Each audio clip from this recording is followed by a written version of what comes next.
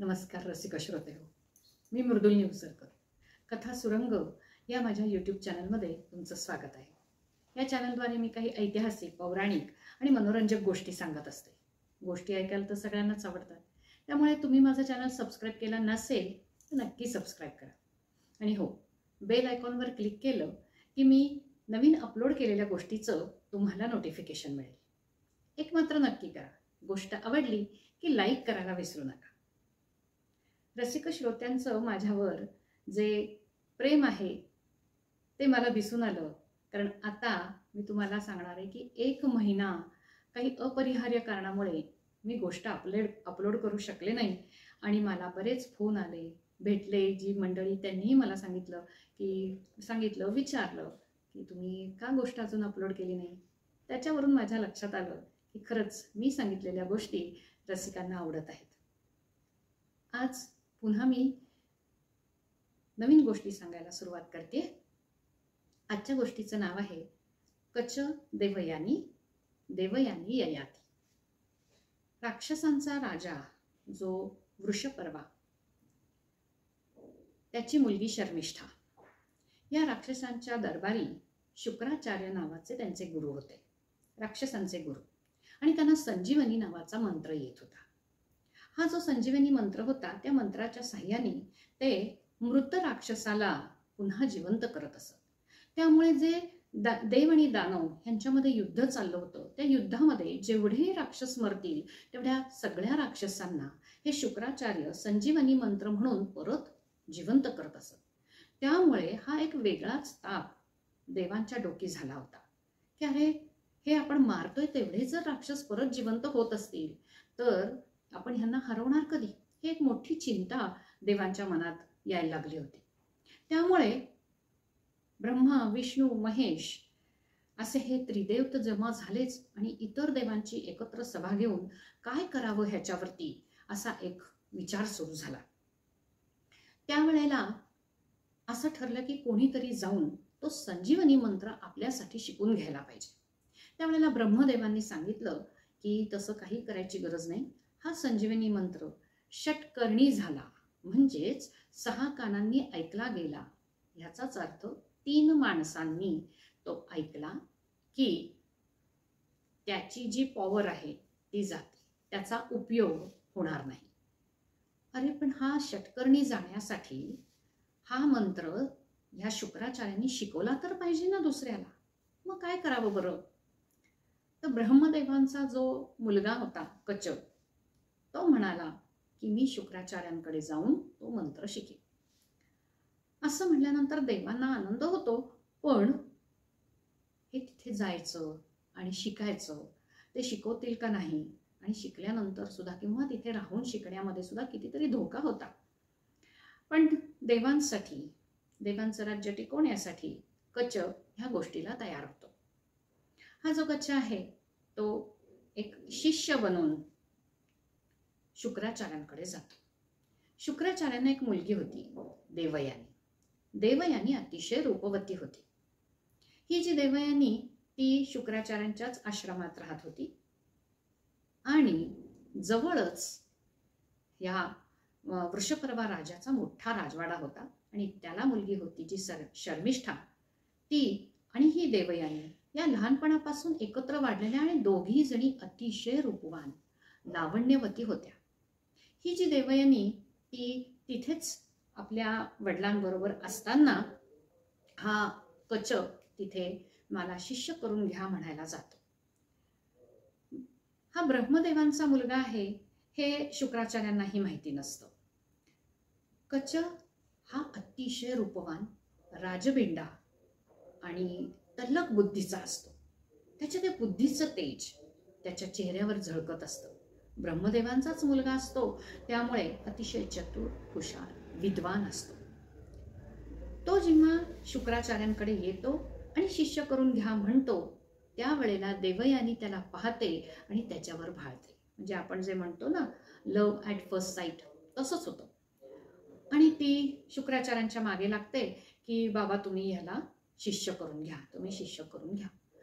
असं म्हटल्यानंतर देवयानी ही एकुलती एक मुलगी असते शुक्राचार्यांची, त्यामुळे ते तिचा सगळा हट्ट पुरवत असतात.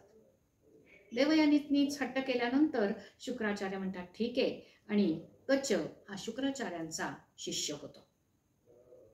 वेगवेगळ्या विद्या शिकण्यासाठी तो तिथेच गुरुगृही राहिलेला असतो. तिथल्या वेगवेगळ्या कामांमध्ये सुद्धा त्याला मदत करावी लागत असे. लाकडं तोडून आण, आश्रमाची स्वच्छता कर, स्वयंपाकामध्ये मदत कर, अशा गोष्टी तो तिथे करत असे. हा शिष्य जो आहे हा नक्कीच देवांनी पाठवला असेल अशी शंका राक्षसांना येत असते की हा कशाला ह्यांच्याकडे आलाय आणि काय शिकायला आलाय. तेव्हा त्यांच्या मनात ही गोष्ट आल्यामुळे ते ठरवतात की ह्या कचाला मारून टाकायचं. कच एकदा असाच जंगलामध्ये लाकडं तोडायला गेलेला असतो. त्यावेळेला हे राक्षस कचाला मारून टाकतात. संध्याकाळ होते तरी जेव्हा कचा आश्रमात परत येत नाही त्यावेळेला देवयानी रडायला लागते आणि ती शुक्राचार्यांना म्हणते, बाबा कच कुठे गेला ते बघा तुम्ही, अजूनही तो परत आलेला नाही. असं म्हणल्यानंतर शुक्राचार्य ध्यान लावतात आणि त्यांना दिसतं की जंगलामध्ये हा कच मरून पडलेला आहे. मग ते देवयानीला तसं सांगतात. तो देवयानी हट्ट धरते की तुम्ही संजीवनी मंत्र म्हणा आणि कचाला जिवंत करा. आपल्या लाडक्या लेकीचा हट्ट म्हणल्यानंतर शुक्राचार्य जातात आणि तिथे संजीवनी मंत्र म्हणून मंत्राचं पाणी जेव्हा या कचाच्या देहावर शिंपडतात तेव्हा कच जिवंत होतो. देवयानीला खूप आनंद होतो. राक्षसांना ही गोष्ट कळते. ही गोष्ट कळल्यानंतर ते म्हणतात ठीक आहे, आता पुढच्या वेळेला बघू. काही दिवसांनी पुन्हा जेव्हा कच जंगलामध्ये लाकडं तोडायला जातो त्यावेळेला मात्र राक्षस त्याचे तुकडे तुकडे करतात आणि सगळ्या जंगलामध्ये विखरून टाकतात. पुन्हा देवयानी वाट बघते आणि कच काही घरी येत नाही. मागच्या गोष्टीच्या अनुभवामुळे देवयानी रडायला लागते आणि पुन्हा शुक्राचार्यांजवळ हट्ट धरते, बाबा मला कच पाहिजे, कचाला तुम्ही शोधून काढा. असं म्हणल्यानंतर शुक्राचार्य पुन्हा ध्यानाला बसतात आणि त्यांच्या लक्षात येतं की जंगलामध्ये कचाला मारून त्याचे तुकडे करून टाकलेले आहेत. हे जेव्हा देवयानीला कळतं तेव्हा ती रडायला लागते. पुन्हा शुक्राचार्य जंगलात जातात आणि मंत्र म्हणून त्या शरीराच्या एका तुकड्यानंतर पाणी शिंपडल्यावर संजीवनी मंत्रामुळे हा कच जिवंत होतो. देवयानीला परत आनंद होतो. राक्षसांना राग येतो. राक्षस पुढच्या वेळेला त्याचे तुकडे करतात, ते जाळतात आणि त्याची राख हे शुक्राचार्यांच्या जेवणात मिसळतात, खिरीत मिसळतात. शुक्राचार्यांना ही गोष्ट माहिती नसते. त्यामुळे शुक्राचार्य ते जेवण जेवतात आणि कचाच्या मृतदेहाची जी राख असते ती शुक्राचार्यांच्या पोटात जाते. खूप वेळ हा कच घरी आलेला नाही पाहून पुन्हा देवयानी हट्टाला बसते आणि शुक्राचार्यांना म्हणते की बाबा कचाला शोधून काढा आणि कचाला जिवंत नसेल तर त्याला संजीवनी मंत्र म्हणून जिवंत करा आणि त्याला पुन्हा घरी घेऊन या. शुक्राचार्य ध्यान लावून बसतात आणि ते कचाला शोधायला लागतात. जंगलात नाहीये, आपल्या राज्याच्या बाहेर नाहीये, डोंगरावर नाहीये, असं करत ते अख्खं जग पालथं घालतात पण त्यांना काही कच सापडत नाही. शुक्राचार्यांना आश्चर्य वाटतं, अरे गेला कुठे हा? असं शोधता शोधता शोधता त्यांच्या लक्षात येतं की अरे माझ्याच शरीरामध्ये कच गेलेला आहे. आणि मग ते देवयानीला सांगतात, देवयानी आता मात्र कचाला मला आणता येणार नाही, कारण त्याला मारून त्याला जाळून त्याची राख मला दिलेली आहे, त्यामुळे आता कच माझ्याच पोटात आहे. असं म्हणल्यावर देवयानी म्हणते, मग आता काय करता येईल? तर शुक्राचार्य म्हणतात, जर कच बाहेर आला तर तो माझं शरीर फाडून बाहेर येईल, त्यामुळे मी मरून जाईल. मग तुला कच पाहिजे का मी पाहिजे? तर देवयानी म्हणते, मला तुम्ही दोघं पाहिजेत. शुक्राचार्य म्हणतात, हे असं होणं शक्य नाही. ती म्हणते, बाबा तुम्ही असं करा, तुम्ही मंत्र म्हणा आणि कचाला बाहेर काढा. कच बाहेर आला की मी मंत्र म्हणीन आणि तुम्हाला जिवंत करीन, त्यामुळे तुम्ही मला तो मंत्र शिकवा. शुक्राचार्य खूप वेळ ह्या गोष्टीला तयार होत नाहीत, पण शेवटी लाडक्या मुलीचा हट्ट. देवयानी अगदी रडायलाच बसते. त्यावेळेला शुक्राचार्य ठीक आहे म्हणतात आणि तिला संजीवनी मंत्र शिकवतात. संजीवनी मंत्र तिने शिकल्यानंतर ते स्वतः कचासाठी तो संजीवनी मंत्र म्हणतात आणि शुक्राचार्यांचं पोट फाडून कच बाहेर पडतं. कच बाहेर आल्यानंतर देवयानीला आनंद होतो आणि ती संजीवनी मंत्र म्हणून आपल्या वडिलांना उठवते. शुक्राचार्य पण जिवंत होता. पण जेव्हा देवयानी शुक्राचार्यांसाठी संजीवनी मंत्र म्हणते त्यावेळेला कच तो मंत्र ऐकतो. त्यामुळे आता हा मंत्र षटकर्णी होतो. त्यामुळे ह्याच्या पुढे त्या मंत्राचा उपयोग होणार नसतो.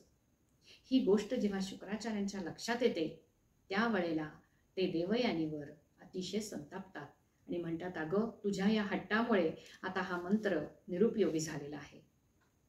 पण देवयानीला एवढाच आनंद असतो की कच पुन्हा जिवंत झाला. कचाचा जो उद्देश असतो तो पूर्ण झालेला असतो. खरं तर हा मंत्र कचालाही वापरता येणार नसतो, पण निदान तो निरुपयोगी झाला ह्याचा त्याला आनंद असतो. त्याचं कार्य पूर्ण झाल्यामुळे तो शुक्राचार्यांना नमस्कार करतो आणि म्हणतो की मी आता निघतो. देवयानी म्हणते, नाही नाही, असं कसं निघशील? तू माझ्याशी लग्न कर, माझं तुझ्यावर प्रेम आहे. तेव्हा कच म्हणतो, अगं मी तुझ्याशी नाही लग्न करू शकत. ती म्हणते, का? तो म्हणतो, मी जर शुक्राचार्यांना गुरु मानलंय तर गुरूंची जी मुलगी असते तिला गुरु भगिनी म्हणतात. त्यामुळे तू माझी बहीण आहेस आणि दुसऱ्या नात्याने सुद्धा तू माझी बहीण होतेस. देवयानी म्हणते, कुठल्या नात्याने? तो म्हणतो की जसे शुक्राचार्य तुझे वडील आहेत तसे आता ते माझेही वडील आहेत, कारण मी त्यांच्या पोटातून जन्माला आलो पुन्हा.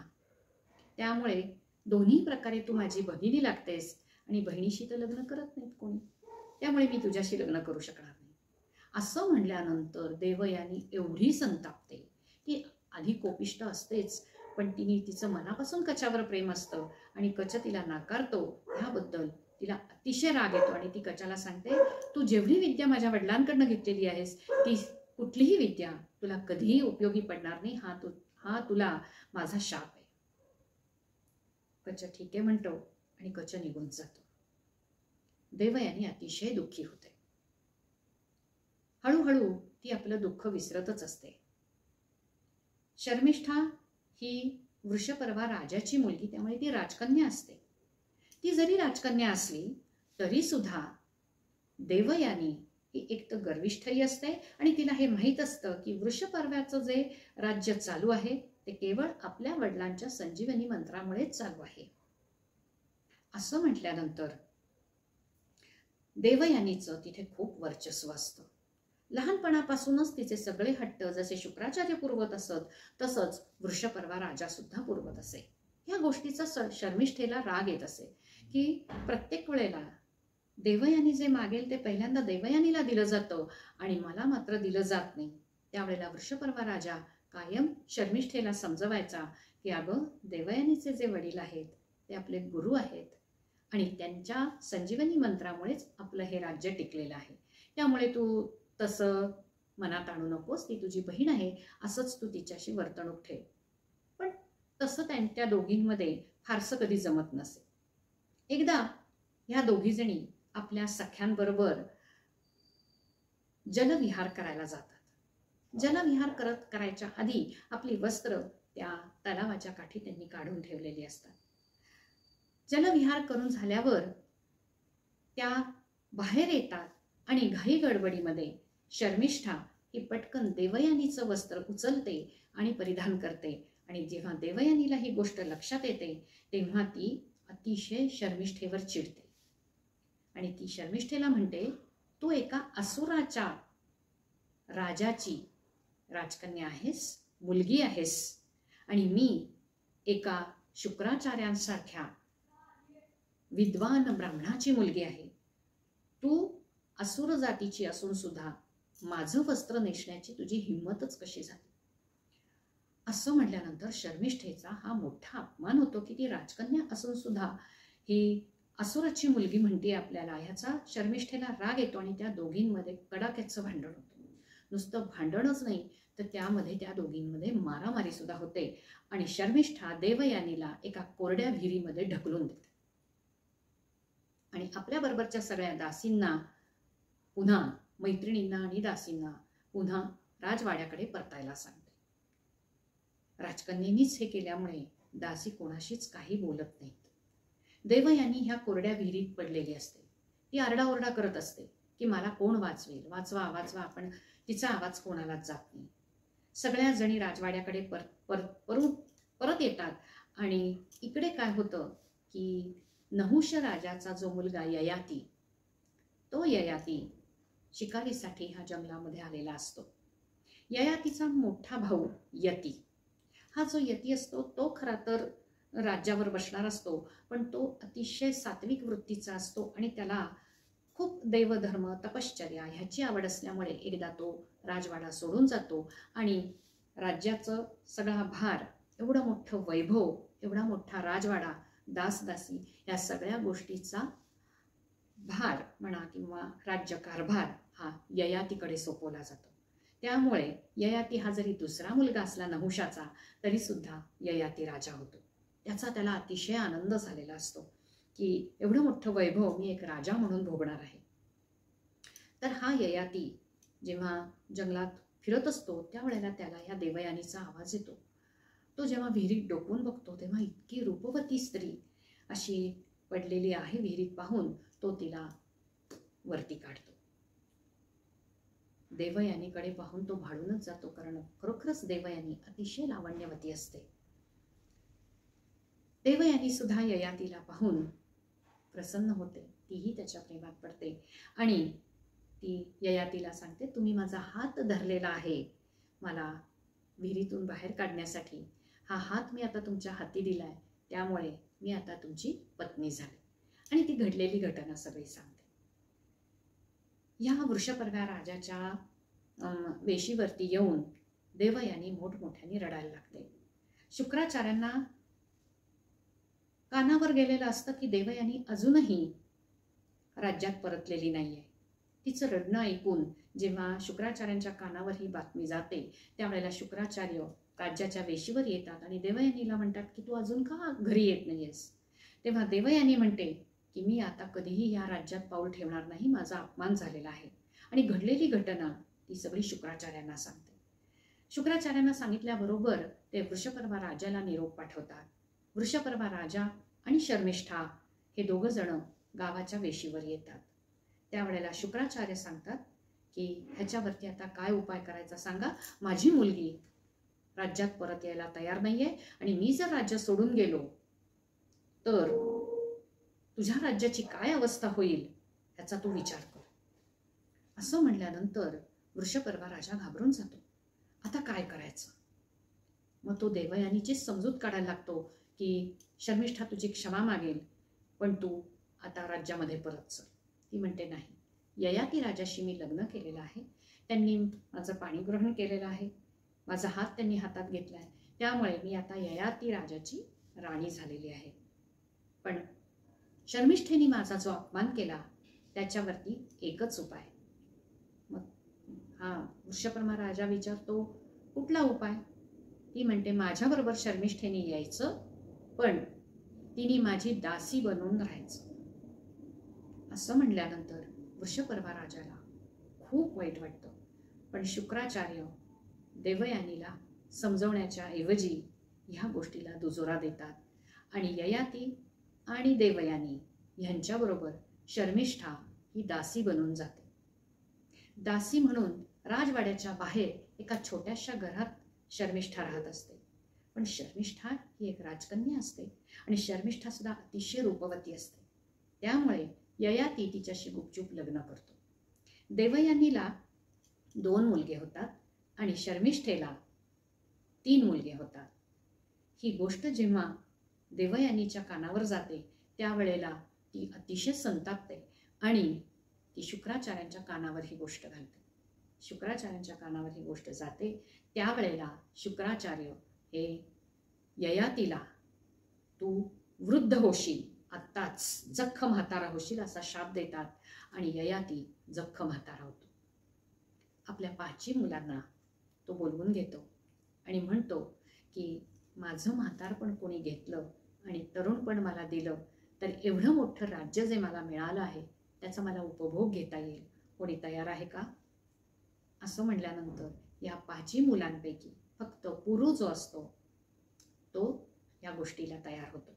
देवयानीची 2 मुलं यदू आणि तुर्वसू, आणि शर्मिष्ठेची जी 3 मुलं ती द्रह्यू, अनु आणि पुरू. पुरू जेव्हा वडिलांचं म्हणजे ययातीचं वार्धक्य घ्यायला तयार होतो त्यावेळेला ययाती याला आशीर्वाद देतो की माझा वंश हा तूच पुढे चालवशील, त्यामुळे पुरूचा जो पुढचा वंश ते म्हणजेच कौरव आणि पांडव. अशी ही कथा कच देवयानी आणि ययाती देवयानी.